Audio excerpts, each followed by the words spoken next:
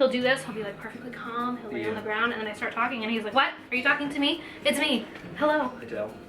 There was a reference in there somewhere. Somewhere, it's fine. Also like maybe a little bit of Lionel Richie. Okay, one. okay. What if I just started all my videos like that? What? Hello. You should. That's your Is it me you're looking for? Hello everyone, we're back with another floor sits video this week. On the couch, which I'd say that 90% of them have not actually been on the floor. But with lighting rigs, it's hard to sit on the floor, so sometimes you have to put things up higher and it's difficult. Look, I told you. Yeah, and my dog, it's a dog, you can't see him. He always stands up as soon as I start talking. But we're gonna do a floor sits video today. This is Mo, I have not introduced him. This is Mo David. Guys. We met via YouTube. This is our first, well, we met yesterday, but this is the first time that we've spent time together, and now we get to film a video together, which I have wanted to do for, we've known each other for like a year now. Isn't that weird? Like over a year? That's crazy. YouTube brings people together. It's a great time.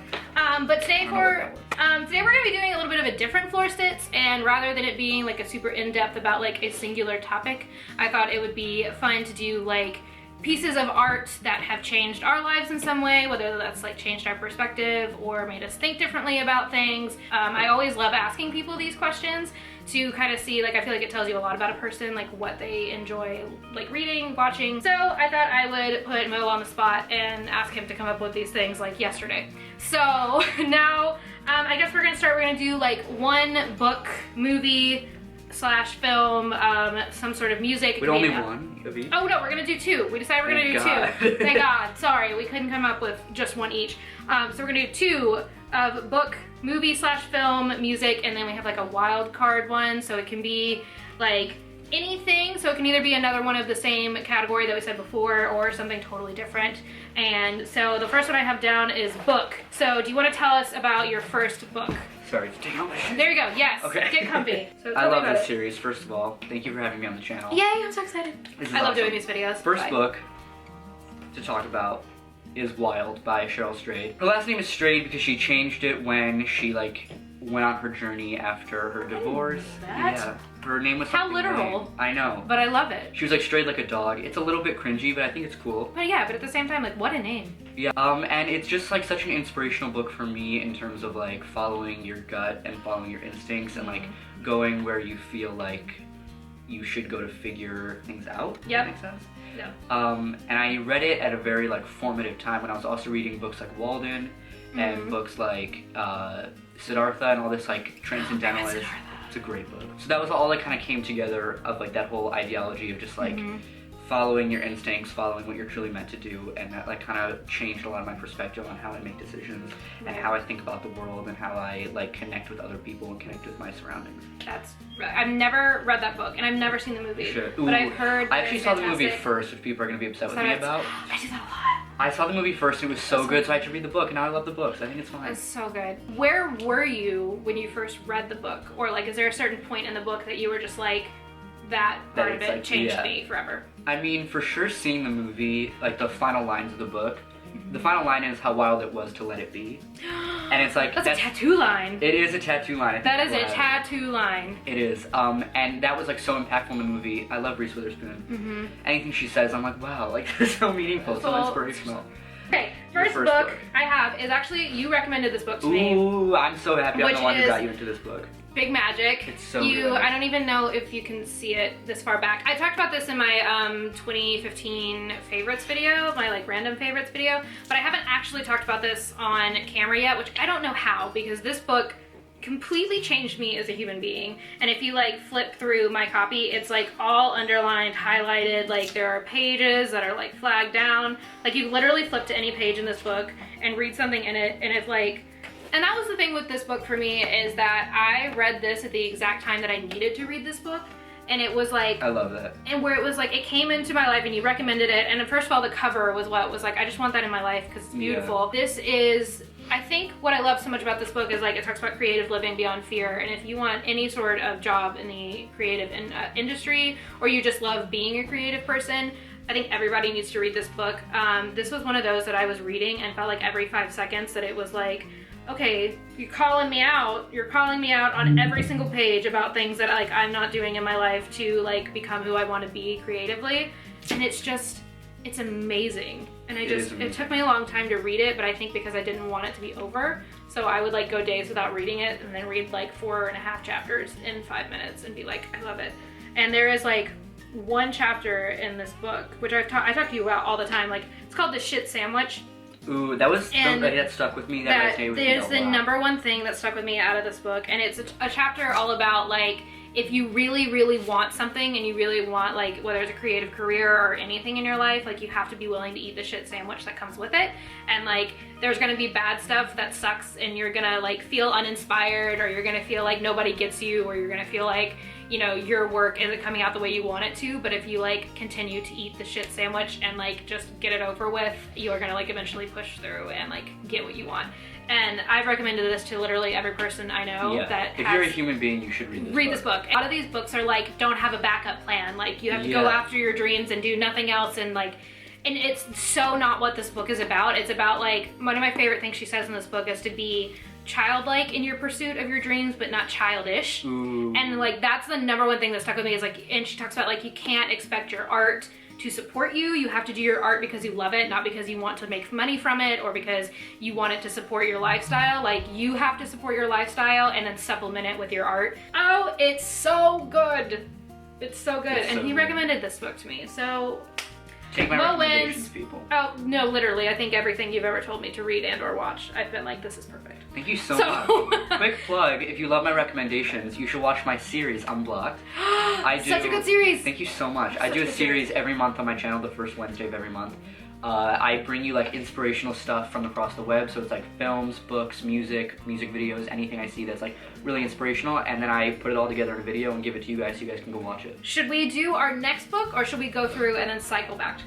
Ooh, I like the idea of going through. Okay, yeah. So next category is movie or film. So what is your first movie or film? I almost just spilled this water. Don't worry about it. First movie. My first movie is for sure. What is this? Get off my couch. I noticed this the other day, actually. Sorry, it's like supposed to go in there, but it always comes out. This one comes out too. But IKEA furniture, quality. Kings of Summer is my first movie. Have you ever seen it? No, I've never seen it. It's so good. It has Megan Mullally from Will and Grace. Okay. And Nick Offerman. I love that. They do like everything together pretty much. Yes. So they're hilarious together as always. And it has Rico from Hannah Montana in it. Voice is Arias? Yeah. Anyways, The Kings of Summer is about this kid. I don't know what his name is. You for sure know the main character, the actor. He was in Melissa and Joey. But he's the main character, and it's kind of about his summer where he has like this, Nick Offerman's his dad, who's like really kind of like controlling, and his best friend has like these helicopter parents, and they basically build this house in the woods and go live in it, like run away from home, with Rico from Hannah Montana, who like shows up. He's the funniest character, and it's just like a fun coming of age. A lot of people compare it to the movie Stand By Me. I don't know if you've seen it. I didn't love that movie, so I don't love that comparison, but people say it's a great one, so I use it as like a reference point. But it's just, like a cool coming of age, great cinematography, lots of like nature-y shots, which is always like my jam. Yep. And it was like for sure one of those movies that I saw and was like, I want to make movies. And it like really informed a lot of the decisions I make when I write stuff and when I choose stuff to read or to watch, because like it's so character driven and so like people's anything character driven is like my jam. Yeah, for sure. People. Like I'm not so good with like action movies, like thrillers and that kind of thing, because I like I want to see people connecting, like talking with each other. That's what I think is super interesting. For my first movie, this probably won't be any surprise. It's gonna be Perks Being a Wallflower. I read the book long before I saw the movie. And I loved the book, and I connected a lot with the book. There's a lot of stuff that goes on in the book that like also I've experienced in my own life, and it's like a true, like you're saying, like coming of age story. But I can remember the first time I saw the movie, I didn't like really have super high expectations for the movie, because book to movies are always like kind of a disaster. But this is the first time ever that I thought that a movie was better than the book. And it is, if you don't know what it's about a guy named Charlie. He's in high school, he's like just coming into high school, and he's kind of super awkward, like borderline autistic in the book. Like you can tell that there's like something that's not quite socially, something that's a little off, but in the movie it's a little less apparent. But he's still kind of like a really awkward teenager. You can come in and you like know that there's something about him that's like not quite right. You figure out later in the movie what that is.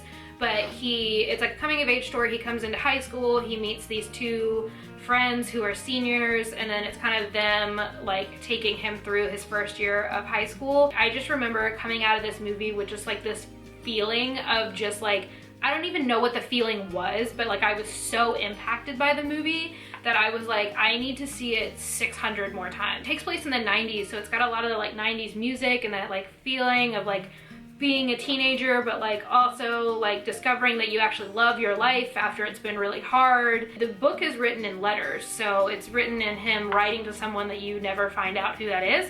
And so it's just like him writing about his life, and they kind of put that into the movie at different points where he like is talking in narration, but it's like whatever letter he's writing, and like the last scene of the movie is him writing this letter to like sum up the whole movie, and you like are crying, but also you're like, I feel so free. And so I remember like from your videos, you used to have it on your wall. Yeah, I used to have it on my wall for a long time. It was so amazing, and So I can good. remember my like best memory watching the movie was I like the first time I like saw it, it was wonderful, but then I went and visited my brother in Sandpoint, Idaho for Christmas, and it was still playing in theaters at this point, and it was like a super snowy night. It was right around Christmas, so there was like Christmas lights all over this town. We went to this like super old vintagey theater and like saw it with like, there were maybe 15 other people in the theater, and like it was this beautiful thing, and we like left and it was really quiet and there was no one on the streets because Sandpoint's a really, really small town. And it was just like, and it like impacted my brother a lot the same way it impacted me, and we just had this like moment of like, that is a powerful, powerful movie. I love that. I love that there's like a memory attached. Oh to my it. gosh, I and, like that. and it's like one of those movies that I love so much, but it's really hard for me to watch. So it's like, I watch it like maybe once a year because it's so emotionally like It's heavy. a lot, yeah. But at the same time, it's also this like story of like kind of overcoming it, and like there's so much that they talk about that's so important that we talk about a lot now that like in the 90s was not talked about. And so like seeing all of that come, and like he's just such, he gets to like basically be happy in the end. Yeah, it's And very you're like, hopeful. yes, and it's so hopeful. It's so like encouraging to be like, oh, it's such a feel-good movie, but it like also is really heavy and deals with a lot of It's issues. deep. Yeah. Yeah, there's a lot of stuff that like people actually experience that we get to see. So it's a lot of fun. It's so good. What a great movie. It is. Okay, so our next section is music. My first album, we're both gonna have the same artist for our first album. Yeah, no one's surprised. No one's surprised. Okay. No one's surprised. I feel like everyone was gonna expect us to have all 4 be Taylor albums. Yep, We each only chose 1 Taylor album, right? it's true. It's true. Okay, Yeah, mine is I think. Speak Now Yep, for okay, sure. only one. Only one. Mine is for sure Speak Now. That was like, Speak Now, first of all, has Back to December on it, which I think is the #1 best song ever written Wow, that's a big in statement. history. I don't know if actually that's a bit much. That's a big statement. I was It's a good lot. song, I though. thought it and I said it, then it was a lot. Okay, go. I think it's top 10 a good best song. songs ever written. You can jam to it. You could blast it in your car. You could like go to sleep to it if you wanted to. Mhm. It has everything in that song. It's so like. Also, I love songs where like you're like nostalgic vibes. Yes. I They love get to me nostalgic way more. Like All Too Well also. stuff. I was about to say that. I was like, that's All mine. Too Well is an amazing. That is my song. version of that. I love that that song is so humbling. It's like, Back to December. yeah, like her just being like, Yeah. I really screwed up and I'm sorry about it. It's very And mature, especially yes. for that era of her music. Yeah. agreed. But I think that Speak Now is so good, and I know that she's kind of talked about. Taylor said before, like it's not sonically cohesive, and it's not her best work as a piece, which I think is not true at all. I mean, I don't know if it all fits together so well, but I think it's like a masterpiece. Oh, And me I too. love the tour video. I've seen it so many times, and that was just like the Speak Now era was. I feel like when I got really into just like supporting Taylor Swift as a musician and as like a creator and artist. And she wrote the entire thing by herself. At 19, Yep. I think Yep. she sold out Madison Square Garden in 1 minute. Ugh. Goals. If you didn't know, we bonded the very first time over Taylor Swift. Yeah, I found Parker's reacting to 1989 I video, know. and that was the first thing I ever commented on. And then I looked at his channel, and his channel's perfect. So then we started chatting back and forth, and the rest is history. Okay, and yeah, mine was, again, Taylor Swift, but maybe surprising to some people because I feel like it's the least loved album of her discography. But it is her original debut album. For me, I remember distinctly the first time I ever heard her music was she opened for Rascal Flatts. I was in Memphis. It was in a time in my life where I was dealing with, like, if you saw my addiction video, that was like right after my dad had gone into treatment, and I was like in a really bad place. And then Taylor came out, and she was like the opener before the opener, so it wasn't even like she like had a real set.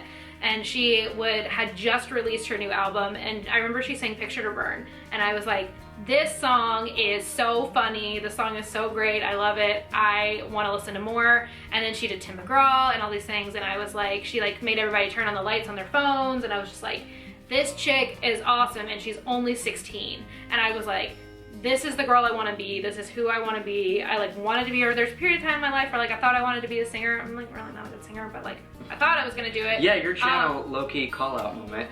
Your channel says Parker Roberts Music. It totally does, and it took me forever to get my URL changed, and it still shows Parker Roberts Music. Yeah. Like if you like click to subscribe on the end, it like says Parker Roberts Music. Was this originally like a cover channel? It was. They're still on my channel. They're just private. Can you unprivate those maybe? No, I can't.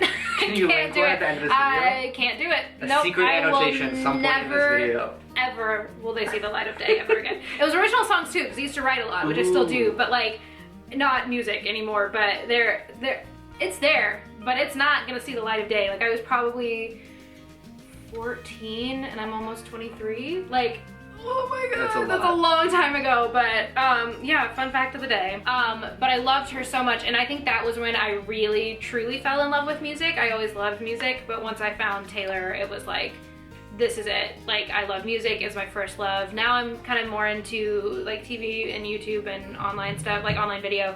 But there was a period of time where like I knew that music was the only thing I wanted to do in my life. And I still love it. It's still my first love, but like Taylor made me fall in love with music. She was like an artist that like gave me like hope at that time in my life where I was like, I don't like what's happening in my life. And then I was like, nope. And then I discovered Taylor Swift, and the rest is history. She's the entire reason that this channel really has any subscribers, to be real with you. Wait, why? Like, because the 1989 reaction is your most popular video? Yeah, and I still get comments on that probably 4 or 5 times a month. Next one, we're gonna do our first wild card. Wait, we have 2 wild cards? I thought we were gonna do 2. Shit. We can just do 1. We'll just do 1. Okay, fine. So then should we go back to books and then go back and circle back to wild cards again? Smart. Keep them around. Okay, I don't have this one here, so I'll insert a picture like I hope I've been doing all through this video. Who knows? Post is terrible. Post is me, so I'm calling myself terrible. But the next book I have is the Poisonwood Bible. It's by Barbra Kingsolver. It's a book I read. God. Have you ever read this? No, I know her though. No, yeah. She wrote The Bean Trees. Yes, she wrote a lot of really famous books. And I read that book my senior year of high school in my AP English class. And I had the most amazing professor, wow, not in college, in high school, teacher, who I will never forget my whole life. But I was not a reader before my senior year of high school. I read books occasionally. I liked things that were like, and then my camera's flashing now that it's gonna overheat after I just said that. But it was a book that wasn't particularly like, I loved the story of the book. It's a super long book, and it's written from like kind of the perspective of different characters.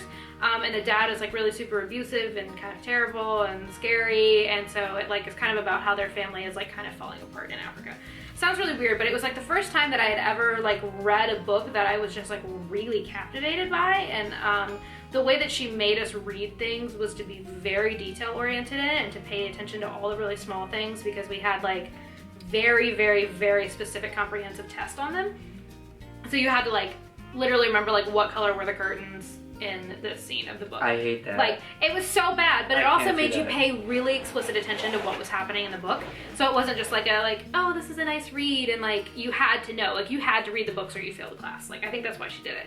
But it was the first time I like really found myself like falling in love with reading, and from that point on, like after that class ended, because I believe we read 16 books over the year, and like had tests and like very extreme stuff on all of them. And so it was like, I was so tired of reading what was assigned to me that I was like, I am just gonna read whatever I want, just out of like almost rebellion. I loved her to death, but it was such a hard class. And like after that, I like realized like that book like made me want to read other books, which had never happened before. And so that was like a period of like change. I mean, then I'm like, now I love to read. So, and now it's flashing that it's overheating. Do you see it? It's coming right by my head. Yeah, I see that. Great. I forget what my book was. Oh no, okay, I remember it. Great. Okay, this book, I just read it actually like 2 weeks ago, which is pretty crazy. It's called Everything Changes by a guy named Jonathan Tropper. He's a screenwriter now, and this book, Everything Changes, is so good. It's kind of like, there's nothing super specific about it that I love. It's really just his work in general. He has like 6 or 7 books. I read them all in May, because I read the first one, and I was like, I need to read everything this guy's ever written. So I got all of them, and I like flew through them. They're so good. They're so like character driven, like we were talking about before. It's all about different people's relationships. They're kind of just these like dysfunctional big families. Yeah. And it's like so comforting, to Yep. see that your family's not like the weirdest people. True. And also it's hilarious, but like meaningful and like impactful, and they're such good books. Just like quality, fun books. Okay, so that was books. Next movie for me, again, no surprise at all because I tell everyone that they need to watch this movie, is The Last 5 Years. Last 5 Years is a movie musical. He didn't make it all the way through, which I, again, don't know why I'm still here. I'm not good at musicals. Because I love it so much. But if you haven't heard about it, it's Anna Kendrick and Jeremy Jordan, who are fantastic. Jeremy Jordan is incredible. He's been on Broadway for years, and now he kind of does some, like, he's on Supergirl. He does, like, a couple acting gigs now. The Last 5 Years, it's a movie musical, and it's about a couple, and it's, like, the span of their relationship over 5 years, how it, like, comes together and falls apart, which is not a spoiler, because you literally find out in the first 15 seconds that they're not together anymore.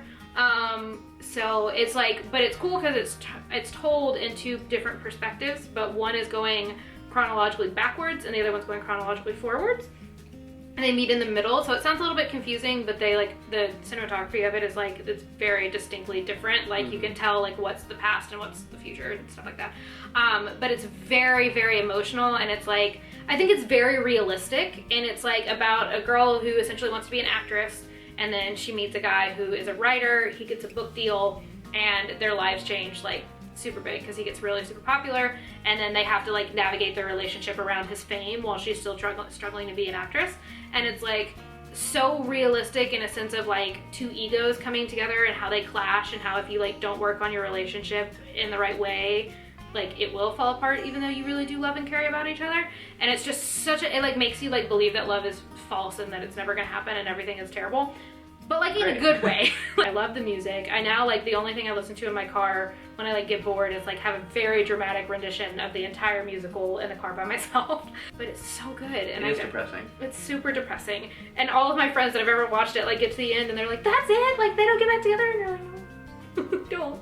You know that in the first song that they're not together anymore. I have to say something to be said about this. I only saw the first 6 minutes maybe. And the first song has still, like, stayed with me, the melody of it. See, normal music, like, it's not like opera singing, but it's done in, like, an opera fashion where it's, like, really just dialogue that is sung. But, like, the only time they ever sing together is when it crosses in the middle and all the other songs are individual.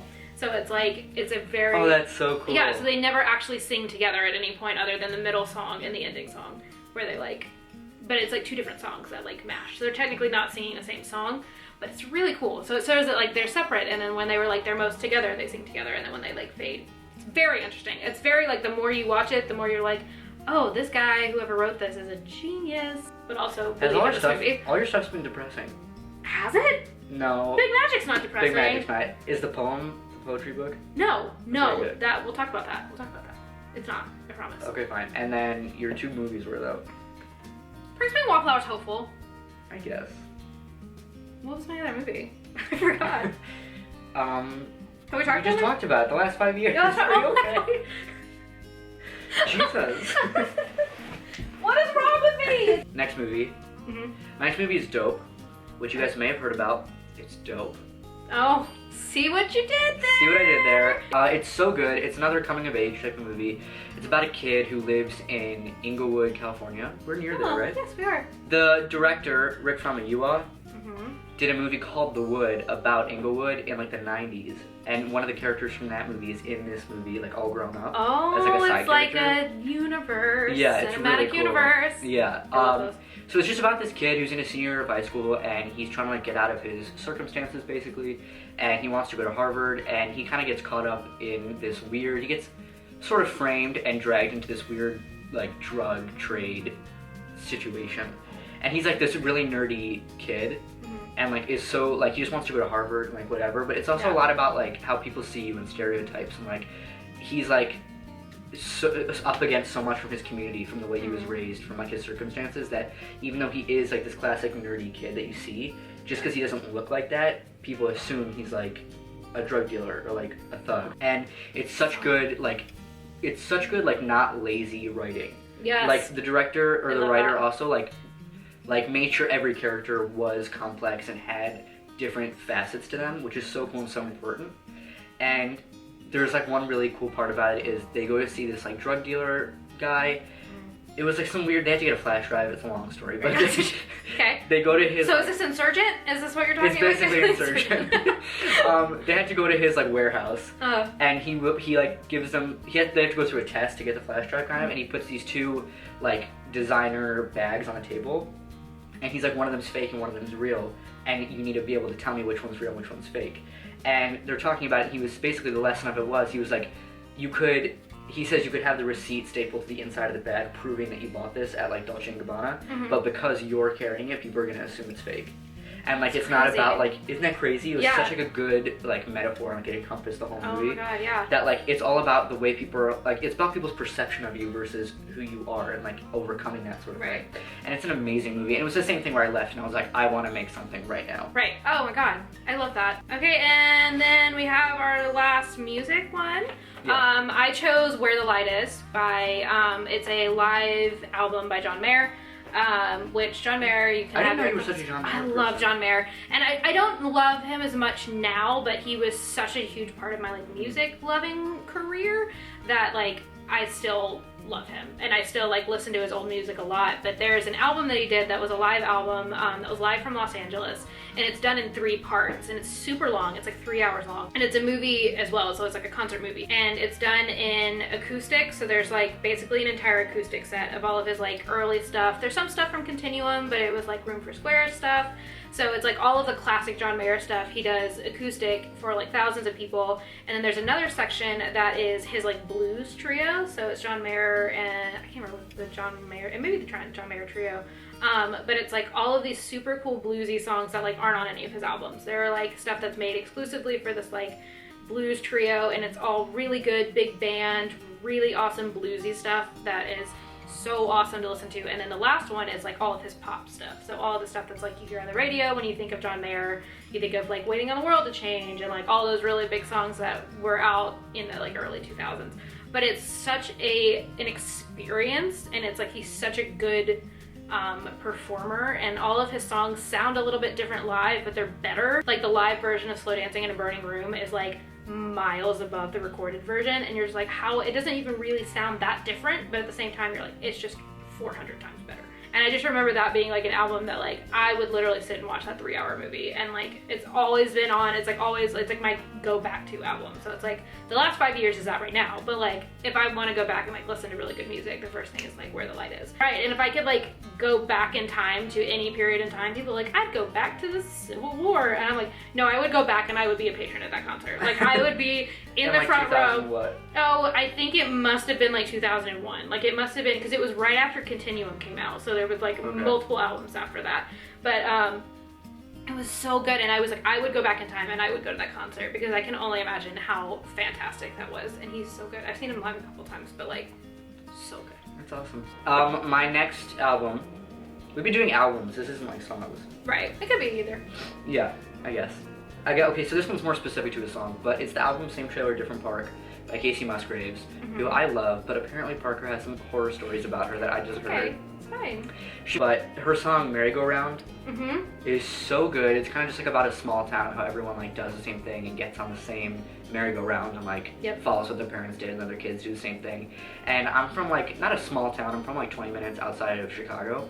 So I was like by a big city, but my town's pretty small, and especially like within the Jewish community, it was even smaller, and it was so like that. Like everyone just followed the path, and like did what you were supposed to do. That's my hometown too. But it's like such an, it like kind of is a comforting song, because you know you're not like alone in this like crazy mess of people that like aren't. And like, it's kind of about wanting to do something more too. Yeah, so it like talks about that process, but also being the like wanting to be the person that like gets off of the merry-go-round essentially. Yeah. So that album for sure, I've heard that like countless times. I just like go, that's like my background music. Album. Yep. Well, that was all of them. Now we have our wild cards. Are we gonna do 2 wild cards or 1? I think I only have 1. Okay. But we could do. I'll just do 1. No, I got 1. I got 1 because I like my 1 better. Okay, fine. Okay, great. My first wild card is, this is a book by Sarah Kay, but my wild card is not necessarily the book. The book is great. She is a spoken word poet. Wait, what was your first book? My first book was Big Magic. This is your second book? No, this is my wild card. Where was your second book? My second book was the Poisonwood Bible. Oh. We've been talking for like an hour, so we both have done this by now. But this is a book. This is a book, but it's not necessarily the book. This is just a visual aid. Okay. It's Sarah Kay. She is a spoken word poet, but she does poetry in a way that's very easy to understand and isn't like super big and metaphorical, which sometimes I like, and I love poetry, but sometimes poetry can be a little too abstract for me, and this is so much more concrete. It's so much more like very much words that we use every day. It's not trying to be big and fancy and like not make a lot of sense. It's just very straightforward. And she did a poem, the first one I ever heard, it's called Bee, but it's you might have seen it. It was a big TED Talk for a while called If I Should Ever Have a Daughter.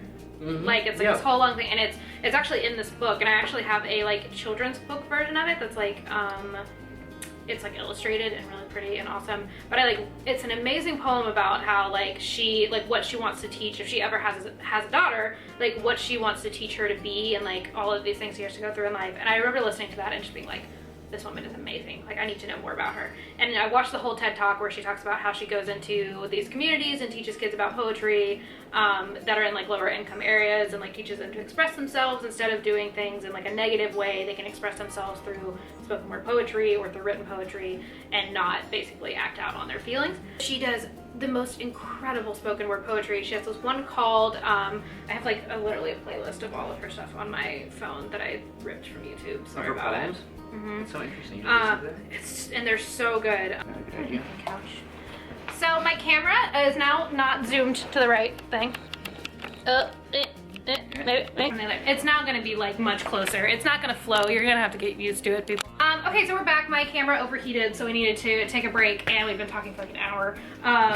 And let it chill out a little bit, literally. But her poems are all really positive, and they're all about like overcoming things, or I just feel like they're all really sweet. Realizing stuff. It's just the season of realizing things. But it's just, her poetry is, to me, just like what really inspired me to get more into spoken word poetry. I think my favorite is one called The Type, which is kind of a letter she wrote to her best friend about knowing your worth as a woman.